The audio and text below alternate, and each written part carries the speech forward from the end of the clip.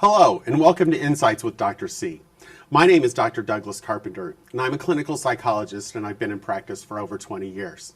My wife, Mary Carpenter, and I own Insight Counseling Services in Rochester, Michigan. Today, I'm really excited about the guest that we have. This is Nancy Morrison. Nancy, welcome to the show. Thank you very much. Nancy has a master's degree, and she's a limited licensed psychologist, and she is currently the executive director of the Troy Community Coalition. And we will be discussing drug and alcohol abuse and prevention. I've known Nancy for several years and have worked with her off and on throughout the years. And I've been a strong supporter of the Troy Community Coalition. So I thought it was important today to bring her onto the show and to let you, the viewing audience, know about the resources offered by the Troy Community Coalition and the different programs that they have for people of all ages that you can get involved with and help with and donate to and just help the cause of preventing drug and alcohol abuse. So, Nancy, I'm so glad you're here. And so take it away. Tell us about what's going on with we call it TCC, the Troy Community Coalition. Well, I just kind of want to start off with a little history. Okay. We started way back in 1991, so we've been around for 25 years already. We started off with a group of concerned parents and citizens who really wanted to address underage drinking. And that eventually grew to the Troy Community Coalition. Okay. So I'm here today to kind of share with you some of our programs and events. Okay. So the first one I want to talk about is our alcohol and tobacco retail educational visits. Mm-hmm. So we only have 2 employees, so we do utilize a lot of volunteers in the community. So if you'd like to volunteer. This is one thing that I think a lot of people enjoy doing because they get out to the tobacco and alcohol retailers, and they provide them with educational packets. So that helps them prevent the sale of alcohol and tobacco to minors. Great. And so what's in these packets are, how to look for a fake ID, contracts for their employees, and hiring tips. Great. Awesome. Because we are a nonprofit, we have to fundraise. Okay. And our biggest fundraiser of the year is our Celebrity Night Dinner. Oh, sounds fun. It's a great event, and I've been to it. It is fun. And it consists of silent auction, hors d'oeuvres, entertainment, and dinner. Last year we had Dr. Murray Howe, who is the son of legendary Gordie Howe, the hockey player. Okay. So it was a wonderful event. Granite City was there, and they served mocktails for our guests. And mocktails are imitation cocktails because this is an alcohol-free event. Wonderful. Yes. Great. The next thing I wanted to mention was our Choose Wisely program. We put on this program in partnership with the Troy Police Department, and it's to all 4th grade students who are in the Troy Public Schools. And this program consists of who is affected by your behavior. Of course, we talk about with the children about making wise choices, hence the name, Choose Wisely. Okay. And then we also talk about bullying. We incorporated a piece on bullying. We know that when kids are bullied, they are more likely to abuse drugs and alcohol. Correct. So we want to nip that in the bud. Absolutely. Sounds like a great program. We also hold coalition meetings 4 times a year, and they are open to the public.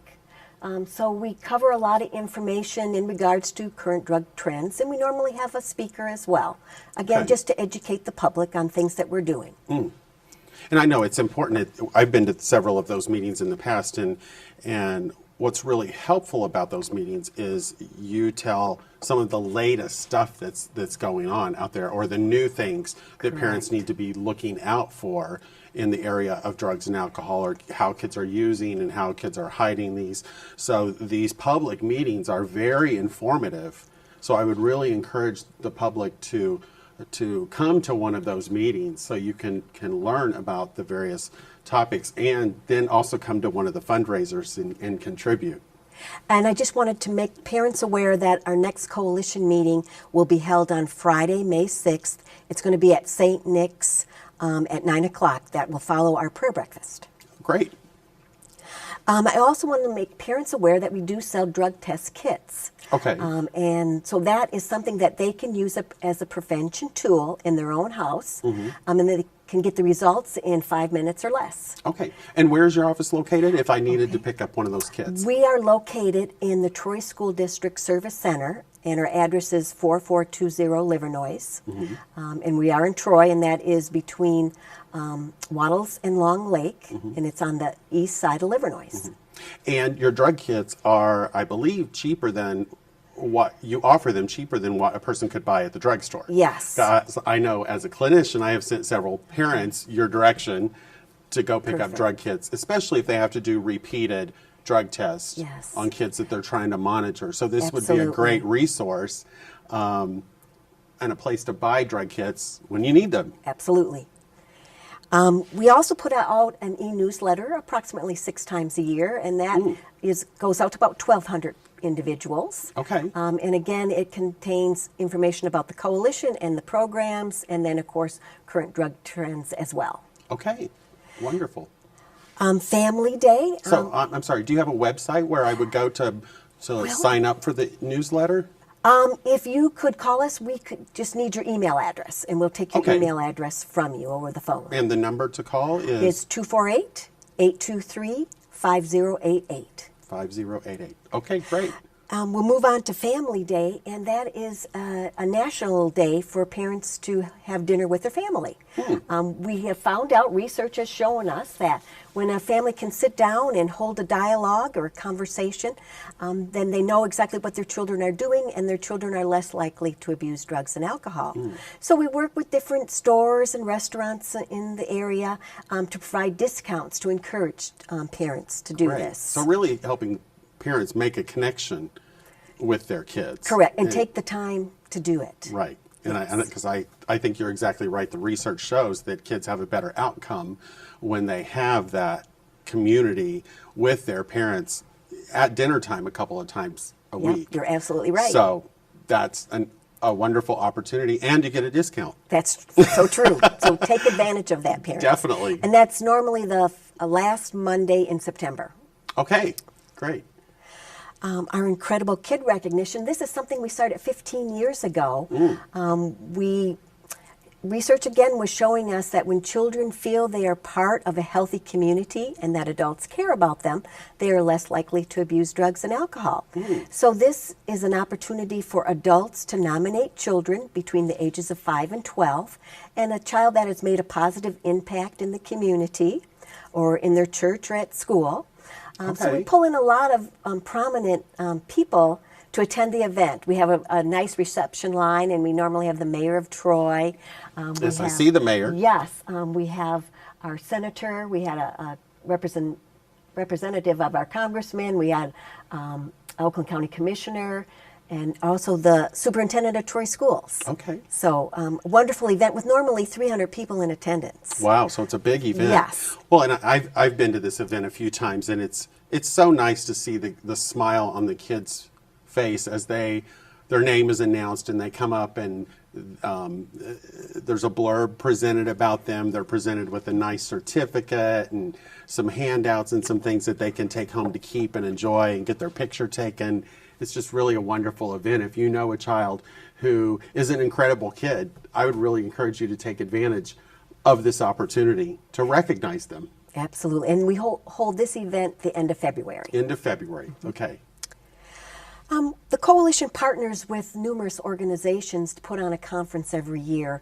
We felt it was important to educate professionals, therapists, psychologists, school counselors, anybody in prevention on, addiction and numerous other topics related to substance abuse and recovery and treatment. So you're not just reaching the layperson, you're also reaching out to the professional community. Correct. to help them understand and identify issues of addiction. Absolutely. And we hold this normally the end of October every year. And we normally get about 200 people in attendance, and it is reasonably priced as well. It's a wonderful event. Parents who host lose the most. This is in partnership with the Troy Police Department. The chief of police writes a letter, and this coalition has a fact card in with this letter. The fact card is all about what parents can do to prevent an underage drinking party, and of course to make them aware that if they do host a teen party, it is against the law. I've seen this fact card in it. I believe that, does the fact card on the back list the consequences if a parent gets caught Yes. hosting a party? Off the top of your head, can you remember any of the items? Fines can be up to $1,000 Okay. and 60 days in jail. Okay. So, and we reach, this letter goes out to parents who have a graduating high school senior. We've also included parents who have a graduating 8th grader, because that's a transition year. They'll be transitioning into 9th grade. Right. And then now, this year, we've included 11th grade parents. Okay. Because they will be moving on to be seniors. Right. So we're trying to get people, trying to change social norms. So parents out there, please be aware that if you host a party and have alcohol, there are some serious ramifications of that with the police and legal issues. Yes. Prayer breakfast. We started this 22 years ago. Wow. We wanted to pull the community together. That was one of the reasons we wanted to hold this. And Troy has such a diverse population. We wanted to celebrate the diversity as well. Okay. So all sectors of the community are normally represented at the breakfast. It's held at St. Nick's, and it is going to be the first Friday in May, which is May 6th. Starts at 7:15 a.m. So early. Very early. That's a breakfast. But it will be very inspiring, and you will leave feeling uplifted. Yes, I have attended the event, as you know, several times, and it's a wonderful event. It is very uplifting. The food is great. It's a wonderful breakfast that's served. There's always a great speaker. Yes. It's just a wonderful opportunity to experience people of different faith Yes. as well. And this year, Chuck Gatica is going to be our keynote. Oh, neat. So we're very excited about Wonderful. that. Prescription Take Back Day. This is a day where people can go to the police department and turn in their expired and unused prescriptions. We normally hold a special day 2 times a year, but people can go to the police department during normal business hours, 365 days of the year. Okay. And of course, this is done to keep prescription drugs out of the wrong hands. Correct. Because a lot of the research shows that where kids get a hold of some of these prescription drugs are through medicine cabinets. You're absolutely Either right. their parents or while they're babysitting in another person's home, Yes. they can, go through the cabinets and take medications. And so it's very important to get rid of your prescription medication that's either out of date or you're done taking, and make sure that it gets to the Take Back Day or any other day that you can get it there. This is a Yes. very important event for our community. Yes, and I have to tell you, last year, 71 pounds of prescription drugs were Wow. turned in. It's hard to believe, isn't it? 71 pounds. Yes. That's amazing. Yes. It's great. Project Sticker Shock is another program that the Coalition's been doing for many years. We utilize a lot of volunteers, again, to visit the alcohol retailers, and they take these bright orange stickers with them, and they adhere them to the multi-packs of alcohol. Okay. And what's written on these stickers are the legal consequences of providing alcohol to minors. And the reason we started this was because research was showing us that the older sibling was purchasing the alcohol for their younger siblings. So this is kind of a warning for them. Many of the retailers are very happy to have us come into their stores and perform this. Sure. The 7 Habits of Highly Effective Teens. This is a leadership training that we started. We've been doing this for 17 years now.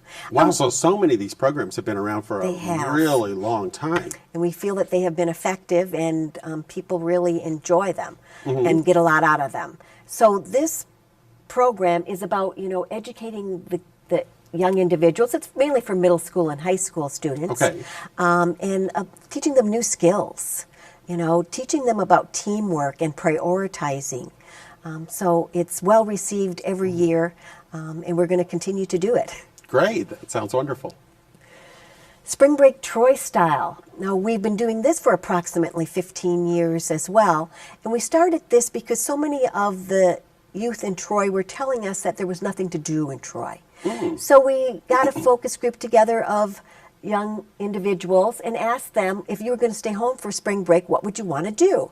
So they provided us with a wealth of knowledge, and we went out to the community and businesses and restaurants and asked them if they would be willing to, sponsor an event or a food discount during the week of spring break. Oh. So So what are some of the activities that you have now? Well, new this year is a yoga class at Explore Yoga here in Troy. Ice cream was something that the kids wanted. And that's new this year at the Dairy Queen here in Troy. So every year we add more to it. There's, of course, laser tag and bowling. And, of course, discounts with food. Every teenager likes their food. Absolutely. So good discounts all around the city of Troy. Great. Stay Out of My Room is another program that we put on where we literally set up a teenager's bedroom to show parents what common household items are used as drug paraphernalia. So it's very eye-opening for the parents who attend. Yes, I mean, I've been involved with several of these that the coalition has put on, and it provides just a wealth of knowledge for parents, because you would be surprised at, number one, what household products can be used to get high. There are over 2,000 household products that can be used by an adolescent or a tween age. It's really high in the tweens to get high, and the methods that they do that. You can see here there's a bookshelf, and through the presentation they will educate you about how a young person could hide various things within the bedroom. Yes. That you wouldn't necessarily think, that there's anything wrong with this, or don't think to look inside the can, or wherever it might be hid. So this is just really a great opportunity for you as parents to come to the presentation and understand what to be conscious of and what to look for in your kid's bedroom. If you find something really strange in your kid's bedroom, you need to pay attention to that and not just think, well, I don't know why this random thing is in here, I'll just throw it away. Or there's probably a purpose to it if you find something really strange, like a scale or a screen, or even a water bottle that has holes and residue in it, that could be used as a bong. Yes, or a pipe, or right. Yes. So this is a great opportunity for parents, and I would encourage all of you to attend. We also been putting on a summer camp for 22 years now. Wow. And this came out of a request from the police department because there was a lot of juvenile delinquent behavior at a particular apartment complex here in Troy. Okay. So they asked us to partner with them to put on this summer camp. So over the years it has transformed, and we now pick up students in several locations throughout Troy and take them back to a middle school here, and that's where we hold the summer camp. So we bring in all sorts of prevention specialists. We had a nurse from Carmanos who talked about the hazards of tobacco. We had the chef from Gleaner's Food Bank teach the children about how to make a nutritional snack without turning on the oven. And then we had a yoga instructor even that's been coming back to teach these kids how to relax and de-stress themselves. So how many days is the program? It's a 4-week program, 3 days a week. 3 days a week for 4 weeks. What a wonderful opportunity for kids, and to be able to learn and stay active through the summer. It's great, and the kids love it, and so do the parents. Yeah, the pictures look like fun. We are also involved with Sinar tobacco inspections, where we utilize our teenagers who are not 18, and we visit tobacco retailers in Troy. It's kind of like a sting operation. So they do try and purchase tobacco. So we work through, the Oakland County Health Department with this project. So what happens if a teenager below the age of 18 is allowed to buy cigarettes at one of these establishments? Then we do report that back to Oakland County Health Department. And I'm happy to say that all the visits in Oakland County, no one sold this summer. Oh, it was very successful. It was very successful. Great. And then Tar Wars is another program where we utilize the resident physicians from Beaumont to present this Tar Wars program, and it's for fifth graders. Okay. So they come to all the fifth grade classes in the Troy Public Schools and put on this program, and they reach approximately 1,000 Wow. children every school year. So that's educating them about the dangers of smoking. Yes. Okay. It is. And, they bring with them a healthy lung and a diseased lung to show the students, what their lungs could look like if they smoke. I'm sure that's shocking. It's very eye-opening. Yes. I bet. Yes. And that was... Well, the Troy Community Coalition is just such a wonderful organization. As you know, I've been involved with it off and on for several years, and was actually the president of it one year. And I just think it's so important for the community to become involved. Yes, we need those volunteers to assist us with prevention work. And I just want to say that they can stop by the coalition office at any time. They can give us a call. We'd like to have them fill out a membership form, and they can check on the different activities and programming that might interest them. And it's definitely important. I know Nancy and I have worked on this for a couple of years. When the economy kind of went bad in 2008, 2009, all the funding, the government funding that supports community coalitions like this went away. And we're just now starting to see some of those grants maybe come back around. So the Troy Community Coalition has worked very hard to stay viable through these years, because what the organization does is so helpful to the community and is so helpful in helping kids and adolescents understand the dangers of substance abuse and alcohol abuse, that you as a community becoming involved in these programs and donating money and time and attending the events are so important to keep the coalition moving forward. Especially in this time where the economy is taking a plunge for the worse. I just want to say we definitely are an asset in this community. Absolutely. And I think a lot of people really do appreciate all the work that we do for their children and the future of this city. Right. And, I think back to events like Incredible Kids, and how I remember one year there was a teacher who, this was like in a first or second grade class, the whole class had made this pledge to not use drugs and alcohol through their educational career. And I remember that just made such an impression on the other kids that were there. So many of these programs, it's about getting the word out and how they influence the other kids that see these programs. You're absolutely and how right. important it is to keep the message going. One thing that we talked about was in the general meeting, we often talk about some of the latest trends with substance abuse or tobacco use or alcohol. Is there anything right now that's kind of trending that you could possibly tell us about or just update us? Well, I know we talked about prescription drug abuse, and that's still an issue.